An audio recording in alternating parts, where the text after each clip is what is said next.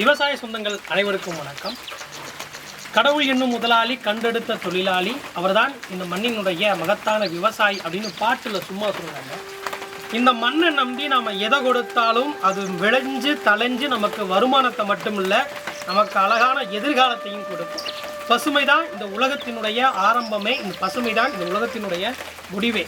So அந்த மாதிரி இன்றைக்கும் இந்த மண்ணில் தென்னையை மட்டும் நம்பி நட்டால் போதும், எந்த குறையும் இல்லாமல் வருமானத்தோடு வாழ்ந்து வரலாம் அப்படின்னு சொல்லி இன்று வரை கரூர் மாவட்டம் வெள்ளக்கல்மேடில் வந்து பார்த்தீங்க அப்படின்னா தென்னை விவசாயம் செஞ்சுட்டு இருக்கக்கூடிய அரும்பெரும் விவசாயி ஒரு பெண் ஆளுமையாக நின்று இன்றளவும் இந்த விவசாயத்தை ரொம்ப சிறப்பாக செஞ்சுட்டு இருக்காங்க அம்மா தமிழ்ச்செல்வி அவர்களை நாம் சந்திச்சு இந்த தென்னை விவசாயம் குறித்தான நிறைய கேள்விகளை கேட்டு தெரிஞ்சுக்குவோம். வாங்க வீடியோக்குள்ளே போகலாம்.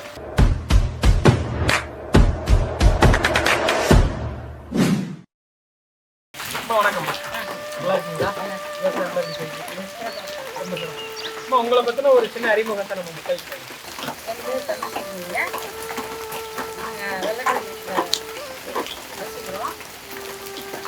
எங்களோட முக்கிய விவசாயம் வந்து தென்னை தான். அதிலிருந்து இருக்கக்கூடிய நன்மைகள் வந்து அப்பயே எங்களுக்கு தெரியுது. அதனால எங்களுக்கு வந்து திருமணம் முடிந்த பிற்பாடும் எங்கள் வீட்டுக்காரருடைய நிலத்துல வந்து நாங்கள் தென்னை பயிரிட்டோம். ஓரளவுக்கு எங்களுக்கு நல்ல வருமானம் கிடைக்குது.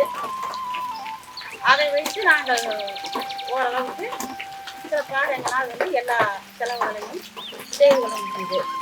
தென்னை விவசாயம் அப்படின்றப்ப நீங்கள் முதல் முறை இந்த தென்னையை வந்து நடும்பொழுது ஒரு ஃபீல் இருக்கு இல்லையா, இது பண்ணணும் இப்படி பண்ணணுமா அப்படி பண்ணணுமான்னு ஒரு வழிமுறை தெரியாமலே இருந்திருக்கு. கண்டிப்பாக எப்படி இவ்வளோ தூரத்துக்கு நீங்கள் தென்னை விவசாயம் வந்து செய்ய ஆரம்பிச்சீங்க? வேற விவசாயத்துக்கு வந்து ஆட்கள் பற்றாக்குறை, தென்னைக்கு வந்து ஆட்கள் அதிகம் தேவைப்படுவதில்லை. அதனால நாங்கள் வந்து வேற இதோட தென்னை வைத்தால் நம்மளுக்கு கொஞ்சம் ஆள் பற்றாக்குறையும் சமாளிக்கலாம், வருமானமும் நம்மளுக்கு கை கொடுக்கும். அதனால வந்து தென்னை வந்து நாங்கள் இந்த தென்னை விவசாயத்தை இப்படிதான் பண்ணணும் முறையா அப்படின்னு சொல்லியிருப்பாங்க. அப்ப நீங்க முதல்ல வைக்கும்போது அணுகுமுறை இல்லாம இருந்தது, அந்த முறை நீங்க எப்படி சமாளிச்சீங்கன்னு சொல்லுங்க. இல்ல, அது நாங்க சிறு வயதுலேருந்தே எங்க தாத்தா அப்பா எல்லாம் எங்களை வந்து கற்றுக் கொடுத்தாங்க. எங்களுக்கு வந்து விவசாயத்தை வந்து கற்றுக் கொடுத்தாங்க.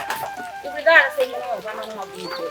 அதை நாங்கள் அதை பார்த்து கற்றுக்கிட்டதுனால நாங்கள் அதை வந்து நாங்களாவே தென்னை காயை வந்து விட்டு, அதாவது காயை பதியம் வைத்து தென்னங்கண்ணை எடுத்து நாங்களே பதியம் வைக்கிறோம். நாங்கள் நல்ல விஷயங்களாக பார்த்து எடுத்து நாங்கள் பதியம் வைத்து நாங்களே. பொதுவாக எந்த மாதிரியான விஷயங்களை தேர்வு பண்ணி இப்போ இருக்கக்கூடிய இந்த பருவத்தில் வச்சோமா சரியா இருக்கும்? இல்லை, இதில் 2 வகை இருக்கு. அதாவது வந்து நாட்டு கன்றுகள் வந்து ஒரு 5 வருடம் கருத்து தான் நம்மளுக்கு வந்து வருமானம் கொடுக்கும். இதுலேயே வந்து 3 வருஷத்துலேயே வருமானம் தரக்கூடிய தென்னங்கன்றுகள் இருக்கு. ஆனால் 5 வருடத்தில் வர மரம் வந்து நம்மளுக்கு கிட்டத்தட்ட ஒரு 50-60 வருடங்கள் வந்து நம்மளுக்கு ஈடு கொடுக்கும். 60 வருஷம் தென்னங்கன்று நடுறோம் அப்படின்னா அதுக்கு வந்து சரியான முறையில் தண்ணி பாசனம் எத்தனை நாளைக்கு ஒரு முறை கொடுக்கும்? தண்ணி அதிகம் தேங்காத இடங்களா இருந்தா வாரத்தில் ஒரு நாள் தண்ணி, வாரத்தில் ஒரு நாள் தண்ணி பாத்தினா போதும். கொஞ்சம் அதிகம் ஈரத்தன்மை இருந்தால் ஒரு 10 அல்லது 15 நாள் கொடுக்கலாம். ஈரத்தன்மை இல்லாத இடத்துக்கு வாரத்தில் ஒரு நாள். அதிகமான மழை பெய்யக்கூடிய இந்த நேரத்தில் எப்படி நீங்கள் தென்னையினுடைய வளர்ச்சியை வந்து பாதுகாப்பீங்க? அதிகமான மழை பெய்யும் பொழுது எங்களுக்கு தென்னை மரத்தில் வந்துட்டு தென்னை குரம்பைகள் வந்து அதிகம் நிற்கும். மழை காலத்தில் வந்து தென்னை குரம்பைகள் வந்து மரத்தில் அதிகம் இருக்கும்.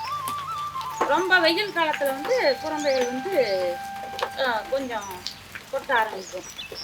அதுக்கு சத்தியம் இது வந்து எங்களுக்கு வந்து குரம்பைகள் கொட்டாத அளவுக்கு தர்றாங்க.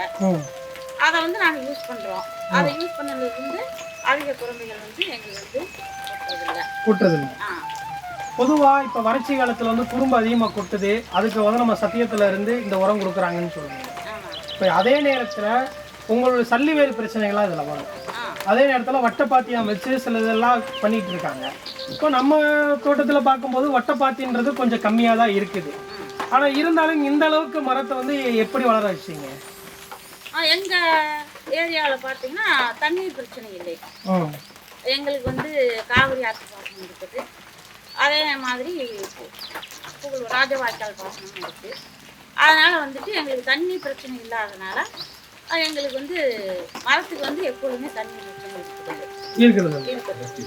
பொதுவாக வந்து இப்போ குறும்பை கொட்டுருச்சு அப்படின்னா அதை சரி பண்ணதுக்கு அப்புறமா காய் வந்து எப்போ நமக்கு அதிகமாக வைக்க ஆரம்பிக்கும்? காய் வந்து ஆக்சுவலாக நம்மளுக்கு நம்ம நல்லா பராமரிப்பு கொடுத்தோம் அப்படின்ட்டா நம்மளுக்கு ரெகுலராகவே காய் வந்து நம்மளுக்கு கொடுக்கும். இதில் பார்த்தீங்கன்னா கொஞ்சம் கண்ணு மரம் வந்துட்டு ஒரு வருஷம் ஈல்டு கொடுக்கும், ஒரு வருஷம் கொடுக்காது. ஒரு வருஷம் கொடுக்கும், ஒரு வருஷம் கம்மியாக தான் இருக்கும். கம்மியாக தான். அது வந்து கண்ணு மரம் ஒரு 10 வருஷத்துல வர மரம் அது. பொதுவாக இந்த தென்னையை வந்து எப்படி பராமரிக்கும்? தென்னை வந்துட்டு அந்த தருணத்திற்கு தண்ணீர் வளர்க்கணும். இந்த சத்தியம் இயற்கை உரம் போன்ற கொடுக்கும்போது வந்து நாங்கள் வருஷத்தில் 2 தரம் தருவோம். இது காய்கள் வந்து கொஞ்சம் கொஞ்சம் ரொம்ப சின்னதாக இருக்கிற காய்கள் கூட கொஞ்சம் பெருசாக ஓரளவுக்கு இருக்கும். அதாவது தென்னை மரத்துக்கு வந்து நாங்கள் கோல்டு ஜெல்னு ஒரு இது கொடுக்குறோம். அவங்க சத்தியம் ப்ராடக்ட் வந்து எங்களுக்கு கொடுக்குறாங்க. அது வந்து மரத்தோட வேரோட்டத்துக்கு, மரத்தோட அதாவது பசுமை தன்மைக்கு எல்லாத்துக்கும் நல்ல ஒரு சிறப்பாக அமையுது. எர்த்து பவர்னு ஒரு பவுட்ரு, அது வந்து மண் பொதுப்புக்கும் மரத்தோட வேரோட்டத்துக்கும் நல்ல ஒரு இதை கொடுக்குறோங்க. 3ஆவதாக வந்து கயாநூற்றின்னு ஒரு லிக்விட் கொடுக்குறாங்க. அது வந்து குழம்ப கொட்டாமல் இருக்கிறதுக்கும் பாலை வந்து கொஞ்சம் எப்போ இருக்கிற நீளத்தோட கொஞ்சம் அதிகம் லென்த் வர மாதிரி கொடுக்குறாங்க. அதனால் நம்மளுக்கு குழம்பை வந்து அதிகம் அதில் வந்து நிற்கிது நம்மளுக்கு. அதனால் நம்மளுக்கு ஈல்டு வந்து கொஞ்சம் அதிகமாக கிடைக்கிது. அந்த குழம்பையில் வந்து கொஞ்சம் கொட்டாமையும் நம்மளுக்கு நல்ல ஒரு பலனை கொடுக்குதுங்க. இப்போது நம்மக்கிட்ட எவ்வளோ மரமாக வச்சுருக்கீங்க, அதை எப்படி நீங்கள் ஒரு ஆளாக வந்து மேனேஜ்மெண்ட் பண்ணிருக்கீங்க? சுமார் எங்கள்கிட்ட ஒரு 1500 மரம் இருக்குது. அதை வந்து நாங்கள் ஆற்று வைத்து தான் செய்கிறோம். தனியாக எங்களால் வந்து பராமரிப்பு பண்ணுற அளவுக்கு வந்து கொஞ்சம் சிரமம். அதனால் நாங்கள் எல்லாத்துக்குமே வந்து ஆள்கள் வச்சு தான் செய்வோம். எல்லாத்துக்குமே ஆளுங்க. ஆமாம். இது கூலித்தன்மை இதெல்லாம் போகிறது போக உங்களுக்கு வருமானம் ஓரளவுக்கு நல்லா நிற்கிதுங்களா? கூலி எல்லாம் போக நம்ம உரம் இதெல்லாம் நம்ம மரத்துக்கு கொடுக்கறது போக எங்களுக்கு ஓரளவுக்கு வருமானம் கிடைக்குதுங்க. பொதுவாக தென்னையில் வந்து இந்த ஒரு குறிப்பிட்ட அளவுக்கு ஒரு அமௌண்ட் செலவு பண்ணோம்னா கண்டிப்பாக நம்மளால் அதை விட 1 மடங்காவது நம்மளால் அதிகமாக எடுக்க முடியும். அப்படின்னா எவ்வளோ பண்ணால் ஒரு ஏக்கரில் எவ்வளோ லாபம் எடுக்கலாம்? ஒரு ஏக்கரில் சராசரியாக பார்த்தீங்க அப்படின்ட்டா நம்ம நல்ல முறையாக 2 தரம் நாம் சத்தியம் லிக்விட் உரமெல்லாம் நாங்கள் கொடுத்தப்போ முன்பு இருந்ததை விட ஒரு மரத்துக்கு வந்து சராசரியாக எங்களுக்கு ஒரு வருடத்துக்கு வந்து ஒரு 500 ரூபா அதிகம் கிடச்சிது. இதில் நாங்கள் சொந்தமாக இது பண்ணணும்னா எங்களுக்கு வந்து கிட்டத்தட்ட ஒரு 1000 ரூபா வரைக்கும் விற்கும். 1000 ரூபா வரைக்கும் விற்கும். ஆனால் இதையே நாங்கள் வந்து தேங்காய் விற்கிறவர்களுக்கு வந்து வருட கணக்கில் விட்டுப்போம். அப்படி விடும் பொழுது எங்களுக்கு வந்துட்டு அவங்க மொத்தமாக எங்களுக்கு வந்து கொடுத்துருவாங்க. அப்படி செய்யும் பொழுது எங்களுக்கு ஒரு 300லேருந்து 400 ரூபா வரைக்கும் எங்களுக்கு கம்மியாக தான் கிடைக்கும். ஆனால் சொந்தமாக பார்த்தோம்னா அந்த 300-400 ரூபாயும் நம்மளுக்கு அது கிடைக்கும். அது முடியாத பட்சத்தில் வந்து கூடுறதுனால நம்மளுக்கு அது கம்மியுது.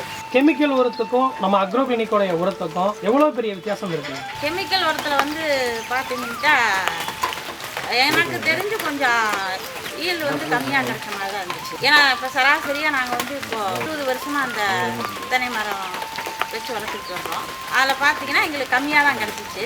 இந்த 7 வருடத்தில் வந்து எங்களுக்கு ஓரளவுக்கு வருமானம் கொஞ்சம் ஜாஸ்தி தான்.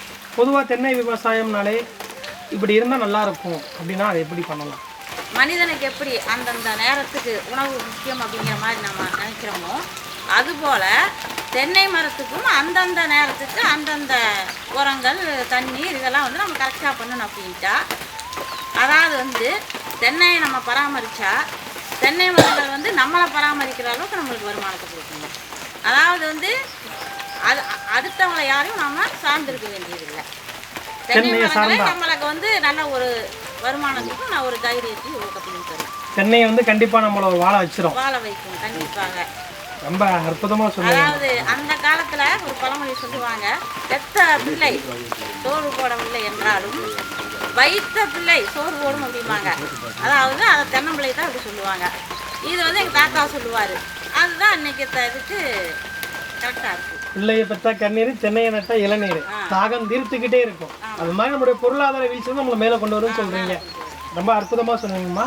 விவசாயத்துக்கு இப்போ புதுசாக வரக்கூடிய இளைஞர்களுக்கு நீங்கள் சொல்லக்கூடியது? விவசாயத்துக்கு இப்போ உள்ளது வருகிற இளைஞர்களுக்கு அவங்கக்கிட்ட நம்மக்கிட்ட இருக்கிற அறிவுத்திறனோட இப்போ இருக்கிற இளைஞர்களுக்கு அதிகமாக இருக்குது. ஏன்னா இப்போ எங்கள் காலத்தில் வந்து கம்ப்யூட்டர் அதெல்லாம் நாங்கள் கற்றுக்கிட்டது இல்லை, அப்படி இல்லை. இப்போ வந்து எல்லாமே இது பண்ணிக்கிறாங்க.